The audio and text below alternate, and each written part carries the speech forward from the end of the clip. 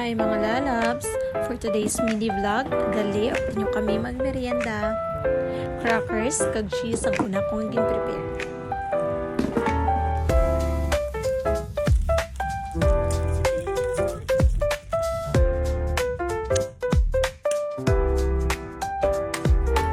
After ko mahiwa ang cheese, gin-prepare ko man ang oatmeal ni tatay. Butangan ko sa mainit na tubig kaging taklo bandanay para maluto ang oatmeal.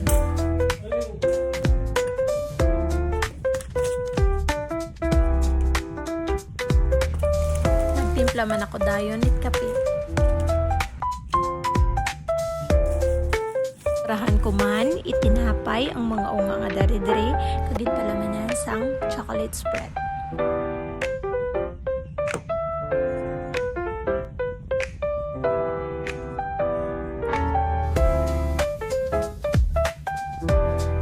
Ready na ang aming na merienda. Kag-ready naman ang oatmeal ni tatay.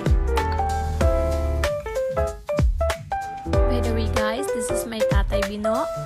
65 years old rin siya this year, pero hindi na siya kakita kay tungod sa iyang sakit nga glaucoma.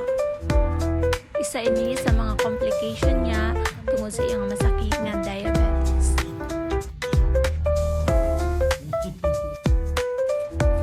Wala naman kami durong ganap today guys. So, ama lang niya to. Thank you for watching mga lalabs!